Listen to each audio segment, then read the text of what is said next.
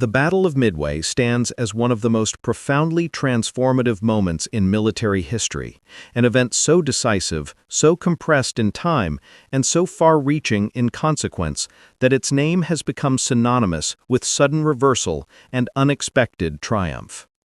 Fought between June 4th and June 7th, 1942, this battle occupies a unique place in the Second World War, not merely because of the ships sunk or the tactical brilliance displayed, but because it marked the instant when the tide of the Pacific War began to turn irreversibly against an empire that, until then, had seemed almost unstoppable. Beyond the explosions, beyond the torpedo runs and dive-bombing raids, Midway represents a sweeping convergence of intelligence breakthroughs, strategic gambles, human courage, and the relentless unpredictability of war. It is a story of a rising empire's ambition colliding with a nation's struggle for survival.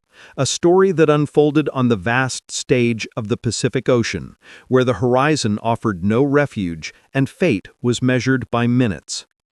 To understand Midway, one must begin months before the first carrier launched its aircraft. The Japanese Empire, following its stunning attack on Pearl Harbor on December 7, 1941, had unleashed a wave of expansion across the Pacific and Southeast Asia. In rapid succession, Japanese forces overran Hong Kong, Malaya, Singapore, the Dutch East Indies, Guam, the Philippines, and other critical territories. The Imperial Japanese Navy, led by the celebrated Combined Fleet Commander Admiral Isoroku Yamamoto, appeared unmatched in its ability to strike swiftly, decisively, and without hesitation. Japan's carrier fleet, the WWII, was the most experienced and feared naval aviation arm anywhere in the world. Its aircrews had trained for years, honing the coordination, precision, and ruthlessness that made them near legendary. In the 6 months after Pearl Harbor, the Japanese Navy successfully executed a series of stunning operations that reshaped the Pacific's geography and psychology. From the shores of Burma to the coral atolls of the Central Pacific, the rising sun seemed ascendant.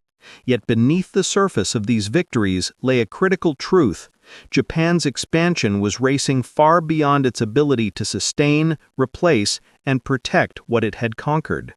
While the empire seized territory with remarkable speed, it also stretched its logistical lines thin, placing immense strain on its industrial base, one that was significantly smaller than that of the United States. The Japanese High Command believed that only a conclusive naval victory could cripple American resolve enough to force a negotiated peace.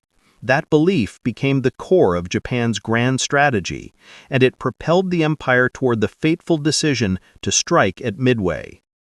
Midway Atoll, a tiny speck on the map, roughly halfway between Asia and North America, was not inherently valuable as land.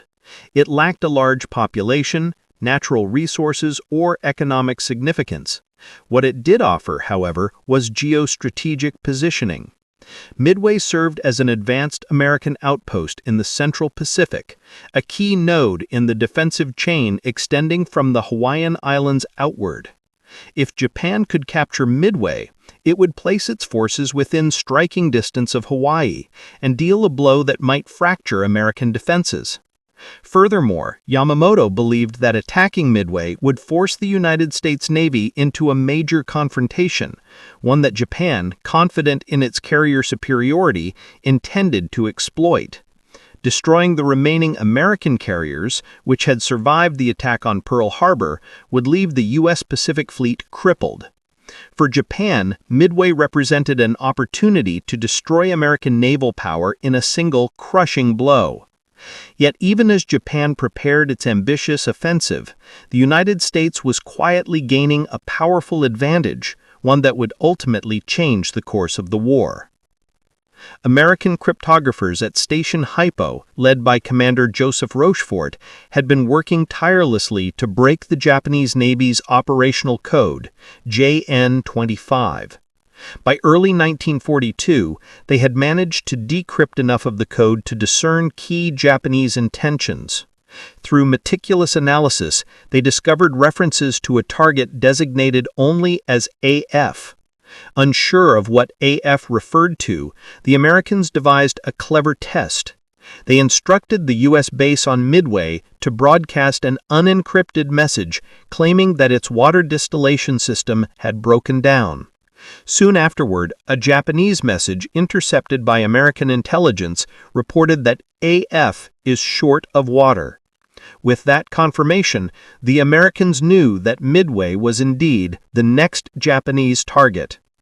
Armed with this intelligence, Admiral Chester W. Nimitz, commander of the U.S. Pacific Fleet, made a decision that would alter history. Instead of waiting passively for Japan to strike, he chose to position his forces west of Midway, ready to ambush the Japanese fleet.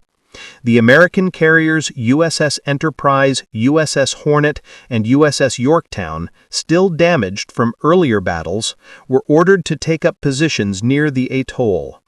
The United States did not outnumber the Japanese. In fact, it faced a superior fleet in carriers, aircraft, and experienced pilots. What it did possess, however, was knowledge of when and where the Japanese would strike, and the element of surprise that came with it. Thus, the stage was set for a confrontation unlike any naval battle before it. Midway would be fought entirely by aircraft launched from carriers and the island itself. The ships that delivered the killing blows would never see their targets directly. This new form of warfare, carrier against carrier, represented a profound shift in naval strategy. No longer would battleships dictate the outcome of naval engagements. Instead, the sky became the new domain of decisive conflict. At Midway, that shift would be cemented irrevocably. What unfolded from June 4th to June 7th was a sequence of events so dramatic, so chaotic, and yet so precise in its ultimate outcome that it has captivated historians, strategists, and filmmakers ever since. The battle began with Japanese aircraft launching pre-dawn attacks on Midway, attempting to eliminate its defensive capabilities. American land-based aircraft rose to meet them, but they were outmatched by the experienced Japanese pilots. Still, the defenders bought time, precious minutes that allowed American carriers to launch their own air groups. What followed was a series of desperate torpedo attacks by American squadrons. Many of these attacks were uncoordinated, under strength, and poorly timed. Torpedo Squadron 8, launched from USS Hornet, flew without fighter escort and was massacred almost entirely. Similar fates befell other torpedo squadrons, whose outdated aircraft and slow speeds made them vulnerable to Japanese fighters and anti-aircraft fire. Yet their sacrifice had an unintended but crucial consequence. It drew the Japanese combat air patrol down to sea level and forced enemy carriers to maneuver aggressively, disrupting flight deck operations and delaying the arming and launching of Japanese bombers.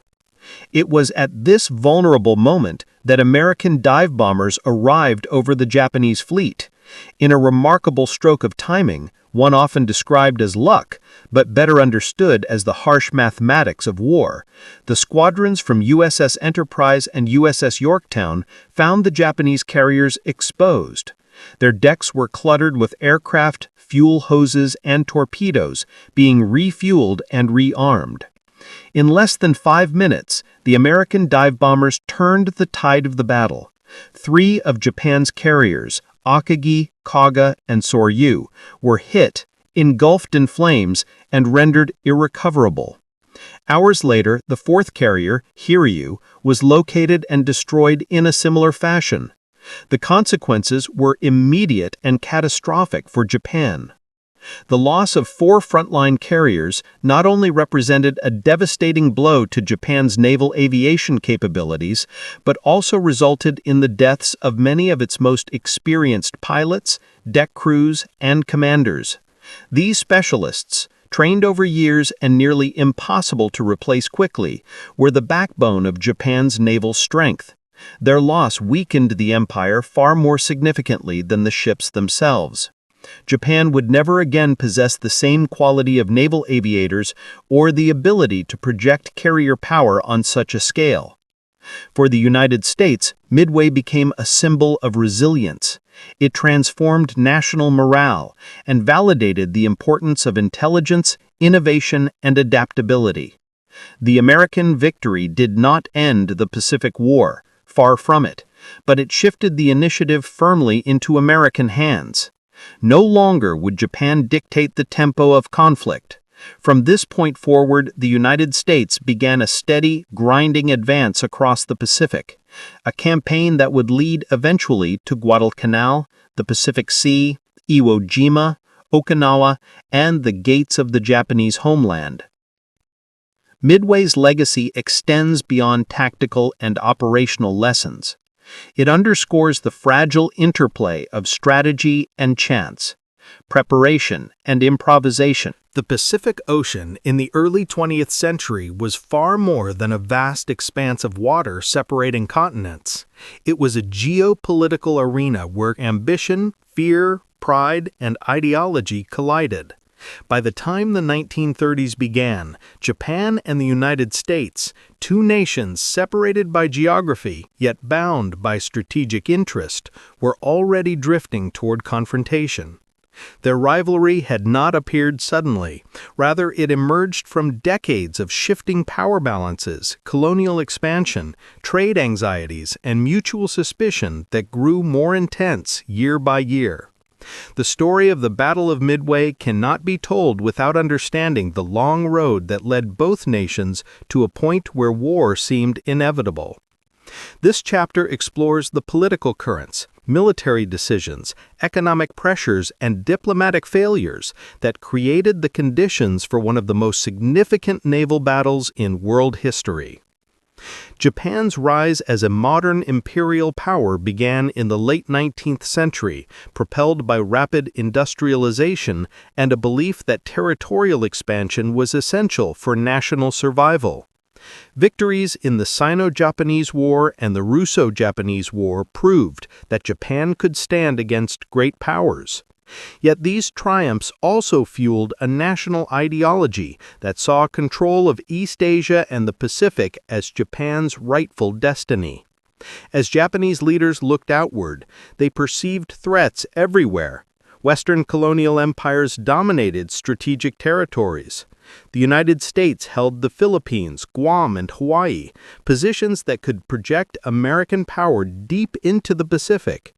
To Japanese strategists, the map looked like a chessboard already tilted against them.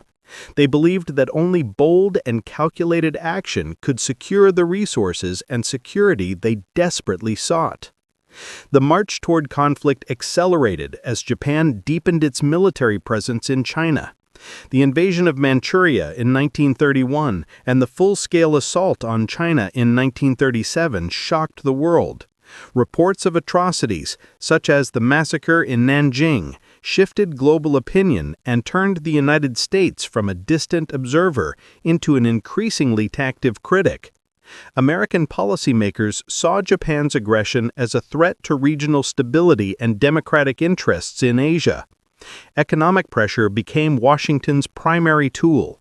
First came moral condemnation, then limited sanctions, and eventually sweeping embargoes on critical materials such as oil and steel. For a nation whose war machine consumed resources at staggering rates, the embargoes were not an inconvenience. They were an existential crisis. Tension grew rapidly as American naval power expanded. The United States began strengthening its Pacific Fleet, shifting major units from California to Pearl Harbor. Japanese intelligence analysts read these movements as unmistakable signs of preparation for war. Newspaper headlines in Tokyo often framed the U.S. actions as encirclement, while military leaders argued that waiting too long would allow America to become invincible. Japan struggled internally with the direction of its foreign policy.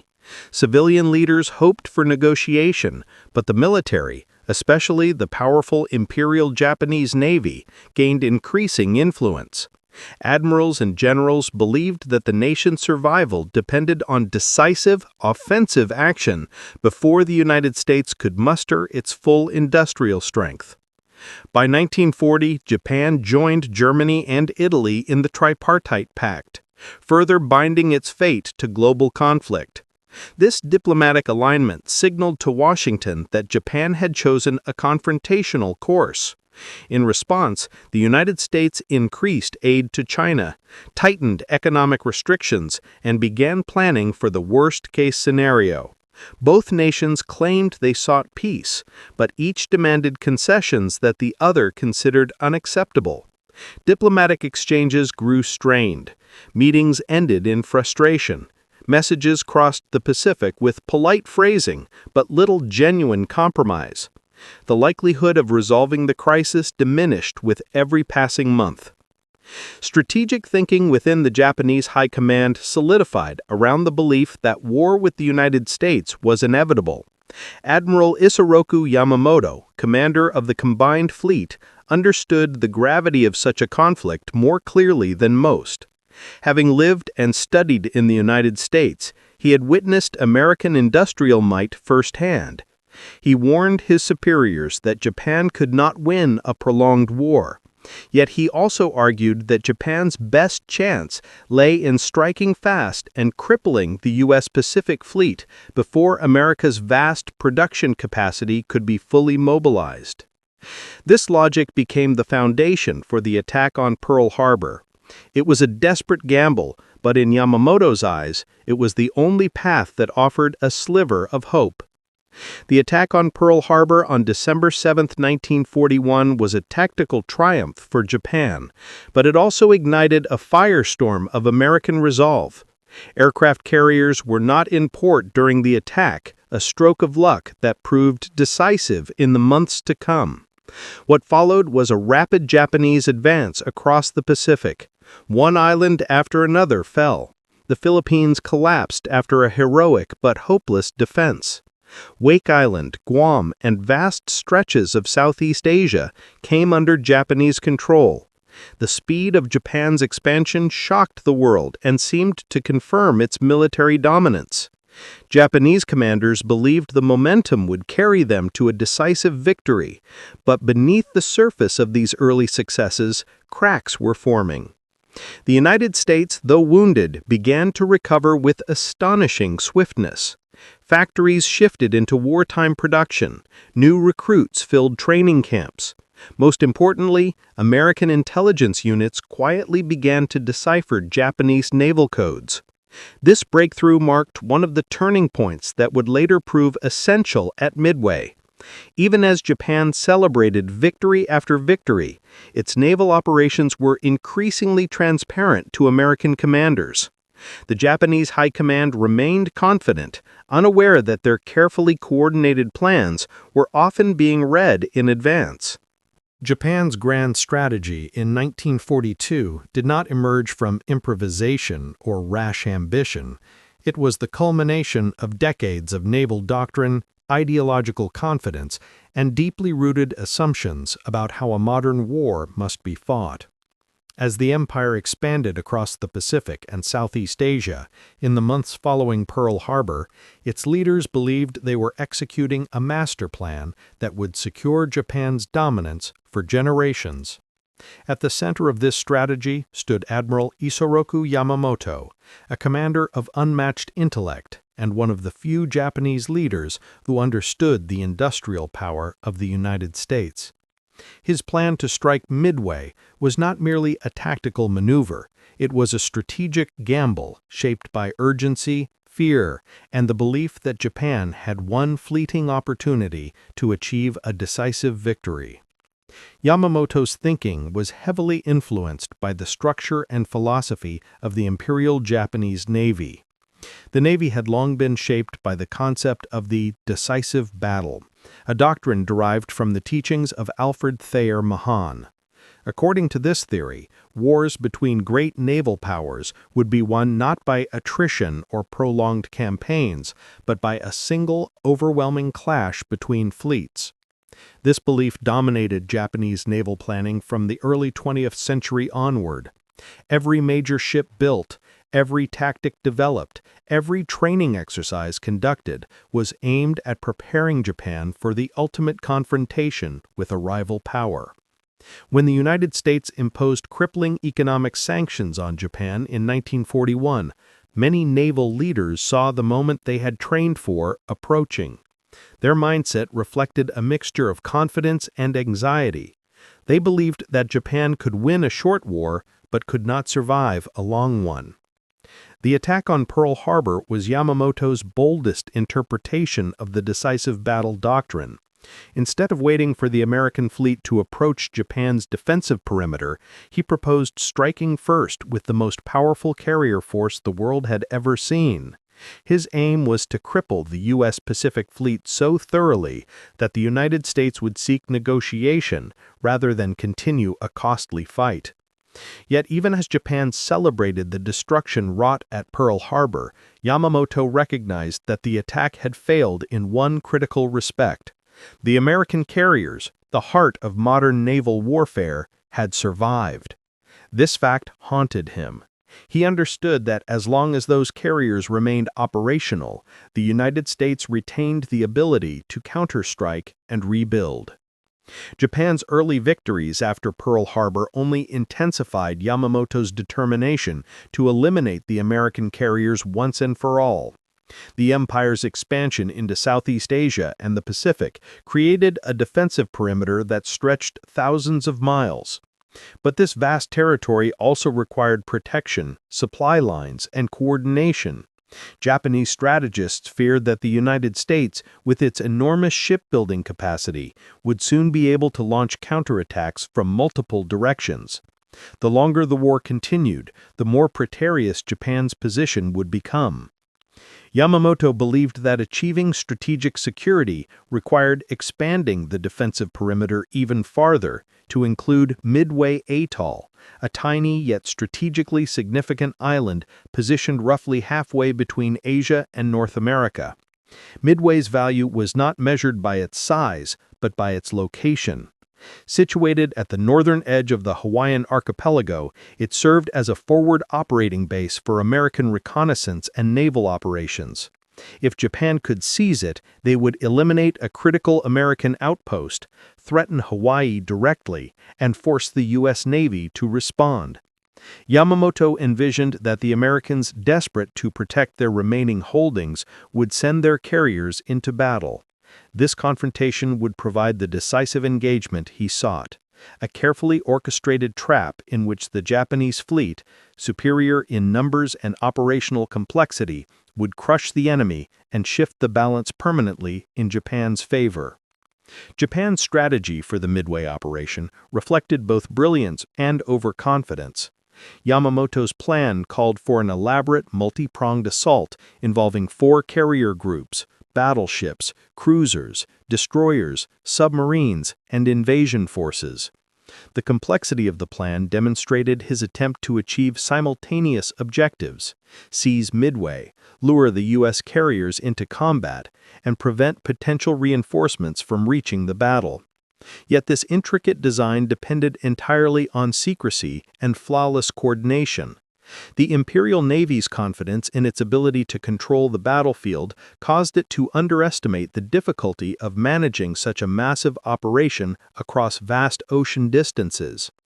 Japanese intelligence assumed that the American carriers were still recovering from the Battle of the Coral Sea or were positioned too far away to pose a threat. This assumption would prove fatal. Unbeknownst to the Japanese high command, American codebreakers had deciphered critical portions of the Japanese naval code. The Japanese believed their communications were secure and conducted their planning accordingly. But American intelligence officers, working tirelessly in secret rooms across Hawaii, had begun reading Japanese signals and constructing a detailed picture of their plans. By the time Yamamoto finalized the Midway strategy, the Americans not only understood Japan's intentions, but had identified the precise timing and location of the attack. Yamamoto's gamble also revealed tensions within the Japanese leadership. Some officers, including Vice Admiral Chuichi Nagumo, commander of the carrier strike force, questioned the timing and scope of the Midway operation. Nagumo had commanded the Pearl Harbor attack and understood the risks of prolonged carrier engagements. He preferred a more conservative approach, one that prioritized protecting Japan's expanding perimeter rather than pursuing additional offensive actions. But Yamamoto's authority was absolute. He believed that only a spectacular victory could preserve Japan's position, and he dismissed concerns about the plan's complexity. His determination reflected not just strategic reasoning, but personal conviction. Yamamoto had gambled at Pearl Harbor. Now he was prepared to gamble again, this time with the future of the empire hanging in the balance. As Japan prepared for the Midway operation, the logistical challenges became increasingly apparent. The fleet stretched across the Pacific, with various task forces moving toward their designated positions. Fuel consumption was enormous, coordination required constant communication, and timing was crucial. Yet Yamamoto believed that overwhelming force would ensure success. 4 of the empire's most powerful carriers, Akagi, Kaga, Soryu, and Hairyu, would form the backbone of the assault. These ships had spearheaded Japan's victories across the Pacific and were manned by the most experienced pilots in the Navy. Their air crews had trained rigorously and believed they were invincible after months of rapid conquests. But confidence could not replace the losses they had suffered at Coral Sea, where Japan lost precious aircraft and skilled aviators. Even small losses mattered because Japan's training programs could not replace elite flyers quickly enough to sustain a long war. The psychological atmosphere in Japan during the months before Midway was a mixture of triumph and anxiety. Newspapers heralded Japanese victories in grand, patriotic language. Citizens believed their empire was destined to rule Asia and the Pacific. Military leaders promoted the idea that Japan's martial spirit would overcome any obstacle. But beneath the surface, doubt lingered. Yamamoto continued to warn that time was not on his side. He understood that the United States was mobilizing faster than anyone had predicted. In 1942 alone, American shipyards were producing new carriers, battleships, and support vessels at astonishing rates. Even if Japan won a decisive victory at Midway, it was unclear whether they could maintain their dominance in the years ahead. Strategic debates within the Imperial Navy grew increasingly urgent. Some officers argued that Japan should consolidate its gains, strengthen its defenses, and prepare for a long war of attrition. Others insisted that a bold strike was the only path forward. Yamamoto's position ultimately prevailed, not only because of his authority, but because his plan aligned with Japanese naval doctrine. The decisive battle remained the guiding principle of Japanese strategy, and Midway seemed the ideal location to execute it. As Japan steamed toward Midway, unaware that its every move was being watched, the fate of the Pacific hung in the balance. Yamamoto believed he had crafted a perfect trap. The carriers would strike Midway, drawing out the American fleet. Once the carriers appeared, the Japanese would unleash their full might and destroy them. It was a carefully constructed scenario, but it relied on a critical assumption that the Americans would react predictably. Yamamoto's gamble was not simply a tactical risk. It was a strategic leap based on faith in doctrine, belief in Japan's superiority, and underestimation of American resiliency. Dawn broke over the Pacific on June 4, 1942, with an eerie calm that belied the chaos soon to ignite the sky. The waters around Midway Atoll shimmered beneath the first light as American lookout posts scanned the horizon. Pilots prepared their aircraft, mechanics rushed across flight decks, and commanders studied their maps one final time. Everyone sensed that the day ahead would determine the fate of the Pacific War. The clash between the Imperial Japanese Navy and the U.S. Pacific Fleet was about to unfold in a dramatic struggle of aircraft, torpedoes, bombs, and desperate acts of bravery. Midway itself was little more than a scattering of sand and coral, yet it had become one of the most important locations on Earth. Its airstrips housed bombers, fighters, and reconnaissance aircraft, all ready to defend their fragile outpost. Inside underground bunkers, intelligence analysts monitored incoming radio traffic. Their work had revealed the Japanese plans, providing the Americans with the unmatched advantage of knowing when and where the enemy would strike. For the men stationed on the island, this knowledge did not lessen their anxiety. They understood that Japan was sending a massive strike force, a fleet that had conquered vast territories and delivered the blow at Pearl Harbor. Before sunrise, Japanese reconnaissance planes swept toward Midway, their crews searching for signs of American resistance. Aboard the carrier Akagi, Vice Admiral Chuichi Nagumo prepared his first strike wave. His seasoned pilots reviewed their attack formations, confident in their superiority. They had dominated the skies for months, defeating opponents with precision and devastating firepower. Their mission that morning was to neutralize Midway's airfields and soften its defenses for the impending invasion. Nagumo believed that American carriers would not arrive in time to challenge him. Yet the Americans were already moving into position, hidden beyond the horizon. At 4:30 a.m., the silence shattered. Radar operators on Midway detected incoming aircraft, dozens of them. Sirens wailed across the island as American pilots scrambled to their planes. The roar of engines filled the air as fighters climbed steeply into the sky, hoping to intercept the approaching enemy. The Japanese strike force appeared moments later, bombers arranged in precise formations, escorted by agile Zero fighters. Beneath them, the turquoise waters of the Pacific reflected the unfolding battle. The first clash was fierce and chaotic. American fighters, outnumbered and flying older aircraft, threw themselves at the Japanese formations. The air above Midway became a swirling storm of bullets and smoke. Despite their courage, many defenders were shot down as the Japanese bombers pressed forward. Explosions echoed across the island as bombs struck fuel storage tanks, buildings, and runways. Flames engulfed the landscape. Yet Midway's defenders refused to yield. Anti-aircraft guns blasted upward, filling the sky with shrapnel that tore into enemy planes. Though the island suffered extensive damage, the airfields remained operational, a critical outcome that would shape the battle's next phase. While Midway endured the assault, American bombers launched their own counterattack. A mixed force of B-17s, torpedo bombers, and dive bombers rose from the island, heading toward the Japanese carriers. These aircraft faced nearly impossible odds. They lacked fighter escort, and many were outdated or poorly suited for the mission.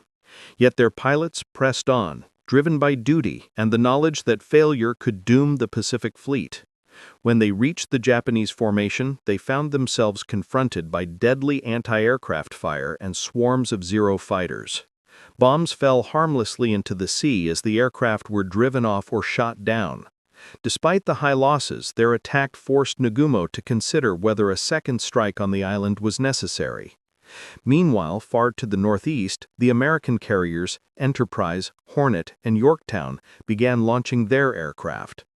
Their flight decks were scenes of organized chaos as crews rushed to arm and fuel planes. Squadrons of torpedo bombers, dive bombers, and fighters took off, heading toward the last known location of the Japanese fleet. The timing was critical. If the Americans struck before Nagumo could reorganize his forces, they might catch the Japanese carriers vulnerable. Pilots navigated by compass and instinct, knowing that even finding the enemy would be a challenge across the vast expanse of the Pacific. Nagumo's dilemma grew more complex by the minute. His initial strike had inflicted damage on Midway, but had not neutralized the airfields. A second strike seemed necessary. Yet reports also suggested the presence of American ships. Nagumo had to choose between rearming his planes for another assault on the island or preparing them to strike at a potential American fleet. His hesitation resulted in chaos below deck, where crews scrambled to switch weapon loads.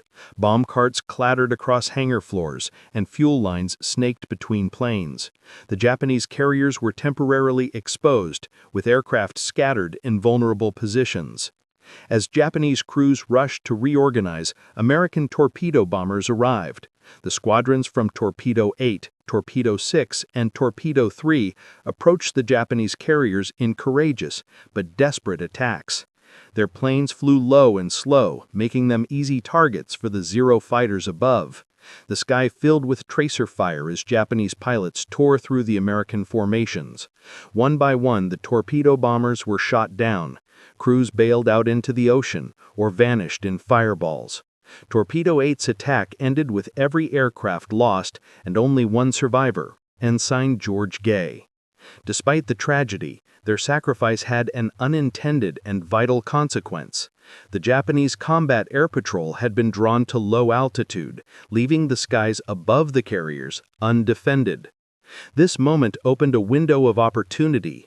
High above the battlefield, American dive bombers from Enterprise and Yorktown approached the Japanese carriers. Their pilots had struggled against navigational challenges and delays, but they finally located the Japanese carriers. As they descended from altitude, they saw the Japanese decks cluttered with fueled and armed aircraft, a catastrophic vulnerability.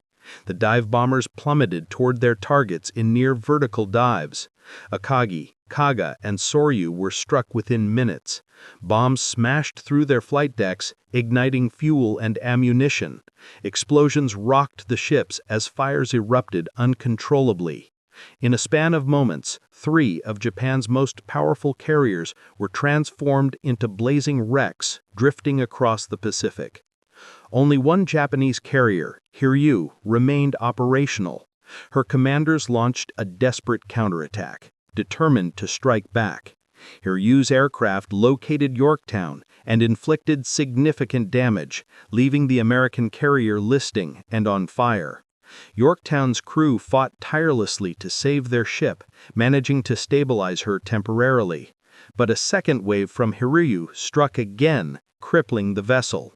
Though badly damaged, Yorktown's survival efforts bought critical time for the American dive bombers to prepare a final attack. By late afternoon, planes from Enterprise and Yorktown located Hiryu. The dive bombers dove with deadly accuracy, scoring multiple hits. Flames engulfed the carrier as her crew struggled vainly to control the inferno. By nightfall, Hiryu was doomed. Japan's once dominant carrier strike force had been reduced to burning hulks drifting across the Pacific. The battle that had begun at dawn with confidence and precise coordination ended in catastrophe for the Imperial Japanese Navy. June 4, 1942, was a day marked by unyielding resolve, overwhelming sacrifice, and decisive turning points.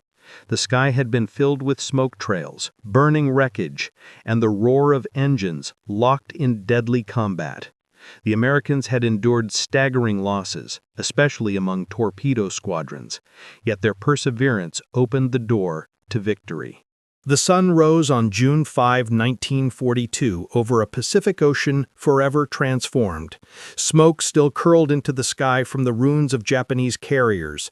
The sea remained littered with debris, twisted steel, and drifting lifeboats. The Battle of Midway, which had lasted only a matter of hours, inflicted consequences that would echo across the remaining 3 years of the Pacific War. Japan, once seemingly unstoppable, now faced a grim new reality. Its powerful carrier strike force, the backbone of its naval offensive strategy, lay crippled beyond repair. This was not simply a military defeat. It was the moment the Japanese Empire's ascent halted and its long decline began. In the immediate aftermath, surviving Japanese ships sought to regroup. The once proud Kado Butai, the elite carrier strike group that had conquered territories across the Pacific, was reduced to desperation. Flames consumed Akagi, Kaga, Soryu, and Hiryu. Crews worked valiantly to control the infernos, but the damage was irreversible. One by one, the decision was made to abandon the carriers.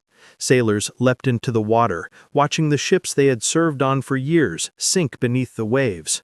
Some clung to debris, others swam toward destroyers attempting to rescue survivors. Yet with American submarines in the area, even rescue efforts carried danger. In some tragic cases, destroyers were forced to flee before recovering all personnel. Japanese commanders aboard the remaining vessels grappled with the magnitude of their loss. Admiral Chuichi Nagumo, devastated and exhausted, struggled with the realization that the battle had slipped entirely out of his control. He had commanded the same carriers at Pearl Harbor, where victory had seemed effortless. Now he presided over the worst disaster in the history of the Imperial Japanese Navy. Above him, Yamamoto considered whether to continue the engagement or retreat. For hours he contemplated launching a night attack or pressing forward. But the truth was unavoidable. Without carriers, Japan had lost its striking power. The gamble had failed. Just before dawn on June 5, Yamamoto ordered a full withdrawal. On the American side, Admiral Chester Nimitz received initial reports with cautious optimism. His forces had won a stunning victory, yet the battle had been costly. Yorktown, badly damaged during the fighting, remained afloat only because of the relentless efforts of her crew. Damage control teams worked tirelessly, pumping out water and reinforcing weakened bulkheads. Their determination kept the carrier upright long enough for salvage ships to begin towing her toward safety. Yet the Americans knew that the threat had not passed. Japanese submarines still prowled the waters, and the danger of further attack loomed. That danger materialized on June 6 when the Japanese submarine I-168 sighted Yorktown. Moving undetected, the submarine fired a spread of torpedoes that struck both the carrier and the destroyer Hamon. Hamon broke apart and sank rapidly, taking many sailors with her. Yorktown, already wounded, finally succumbed to the sea. Her loss was a painful blow, a reminder that even in victory, war demanded a heavy price. Still, the Americans recognized that their sacrifices had achieved something extraordinary. The destruction of 4 major Japanese carriers far outweighed the loss of Yorktown. Back in Japan, news of the disaster was concealed from the public. Government officials and military leaders feared the impact such devastating information might have on national morale. Newspapers instead reported minor victories or downplayed the significance of Midway. Even within the Navy, details were restricted. Junior officers learned only fragments of what had transpired. Many were unaware of the full scale of the defeat until much later in the war. The silence reflected a deeper truth. Japan was unprepared, psychologically and strategically, for such a catastrophic setback. Within the Japanese High Command, the aftermath led to heated debates and growing tensions. Some officers blamed Nagumo for indecisiveness. Others criticized the complexity of Yamamoto's plan, arguing that it placed too many burdens on timing and coordination. Still others pointed to failures in intelligence, communications, and reconnaissance. Yet even these internal debates could not obscure the fundamental cause of the defeat. Japan had underestimated American resolve, intelligence capabilities, and capacity for risk. The material consequences were profound. The Imperial Japanese Navy had lost not only 4 fleet carriers, but also hundreds of irreplaceable pilots, mechanics, and flight deck crews. These human losses proved far more damaging than the sinking of the ships themselves. Japan's pilot training programs, already struggling to keep up with wartime demands, could not reproduce experienced aviators at the rate needed to sustain a long conflict. The surviving pilots were divided among remaining carriers, weakening each fleet's combat effectiveness. Meanwhile, the United States was rapidly expanding its pilot training capacity, producing new aviators in unprecedented numbers. The loss of air supremacy also forced Japan into a strategic retreat. For months after Midway, Japanese commanders hesitated to launch major offensives. Instead, they focused on strengthening defensive positions in the Solomon Islands, New Guinea, and other critical fronts. Yet even these efforts were hindered by shrinking resources, logistical challenges, and growing Allied pressure. The initiative, once firmly in Japanese hands, now belonged to the United States. American leadership understood the significance of the victory. President Franklin Roosevelt addressed the nation with cautious confidence, aware that Midway had boosted morale at a critical moment. Newspapers celebrated the heroism of the sailors and pilots who had turned the tide. Yet American commanders also recognized that the war was far from over. Japan remained a formidable opponent with vast territory under its control. The struggle ahead would be long and costly. But Midway had shifted the momentum. No longer were the Americans merely defending, they were preparing to take the offensive. For the survivors of the battle, the aftermath was deeply personal. Pilots returned to their carriers exhausted, faces streaked with oil and sweat. Many had lost friends and squadron mates whose empty bunks served as painful reminders of the cost of victory. Sailors tended to the wounded, cleaned debris off flight decks, and prepared their ships for the next phase of the war. On Midway itself, servicemen surveyed the destruction left by the Japanese attack. Buildings lay in ruins, aircraft wreckage scattered the runways, and smoke drifted from smoldering craters. Yet even amid the devastation, the island's defenders felt pride. They had held the line against overwhelming odds. The psychological impact on the Japanese ranks was equally profound. Survivors from the sunken carriers carried feelings of shock, grief, and disbelief. Many had never imagined their ships could be defeated. The WWII had seemed invincible, its carriers symbols of imperial might. Now those symbols rested at the bottom of the Pacific. Officers returning to Japan faced uncomfortable questions and silent criticism from superiors who sought scapegoats for the defeat. In Tokyo, Yamamoto faced the burden of failure. Though still respected, his reputation suffered. He recognized that the strategic situation had changed irrevocably. Without the carriers lost at Midway, Japan could no longer dictate the course of the war. His dream of forcing America into a negotiated peace evaporated. The legacy of the Battle of Midway cannot be measured only by the number of ships sunk or planes destroyed. Its deeper meaning lies in how it recalibrated the balance of power across the Pacific and reshaped the strategic confidence of both nations locked in the struggle. Before Midway, Japan stood at the height of its wartime expansion, appearing nearly unstoppable as it seized territory from Southeast Asia to the Central Pacific. The United States, still recovering from Pearl Harbor and a string of painful losses, searched desperately for a moment that could shift the war's direction. Midway became that moment, an anchor in the American narrative of resilience and a turning point in global military history. Midway's legacy begins with what it signaled to Japan, the sudden realization that its early successes were neither permanent nor guaranteed. Prior to June 1942, Japanese commanders viewed their naval air arm as the finest in the world, and rightly so. Their pilots were highly trained, their carriers exceptionally capable, and their doctrine sharpened by years of planning. But Midway revealed a vulnerability buried deep within the Japanese war machine, an inability to replace losses quickly or adapt rapidly enough to unforeseen setbacks. The destruction of 4 frontline carriers in a single day was more than a tactical loss. It was a strategic wound that Japan never fully healed from. For the United States, the victory at Midway became a foundation on which broader momentum was built. It instilled confidence across the military, the government, and the American public.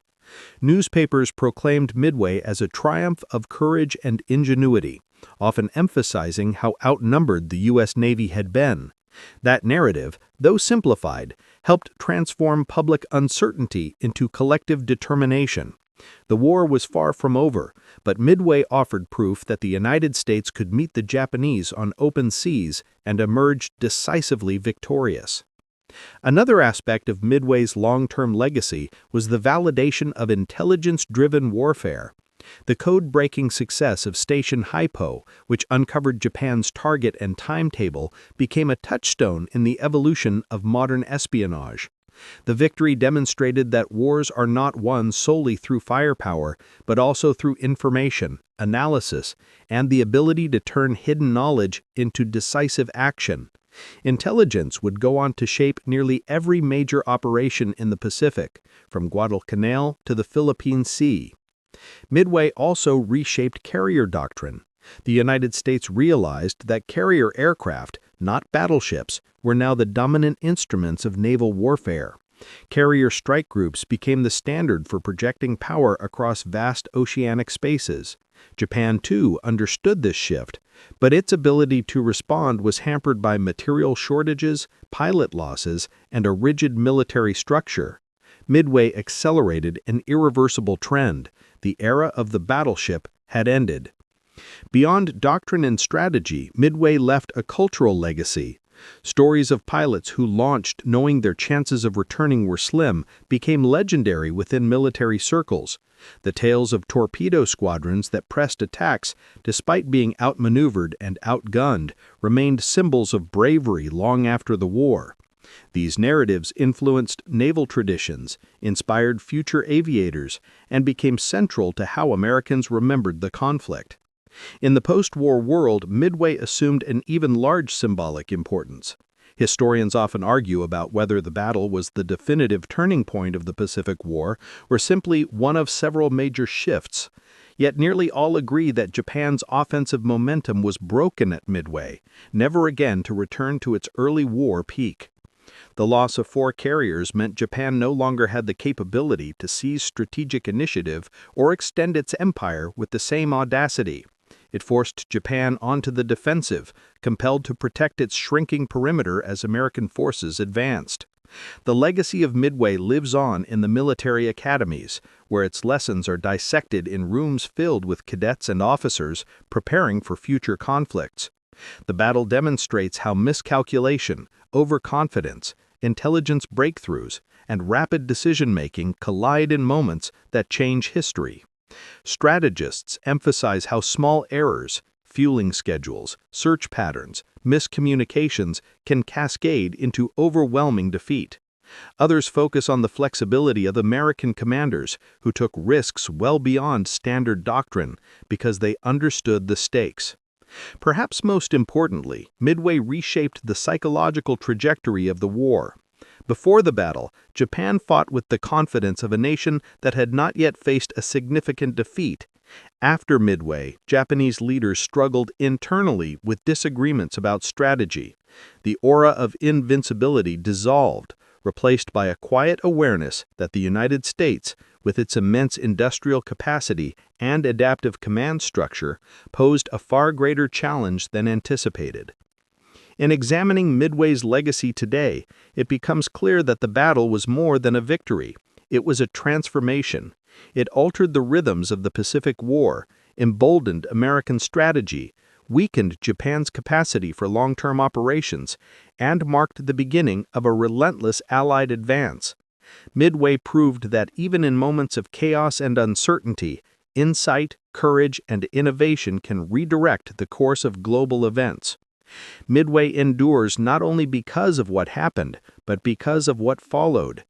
It stands as a reminder that wars are not decided by a single stroke, but by the accumulation of turning points, each shaping the path ahead. And among those, Midway remains one of the most defining chapters in the history of naval warfare.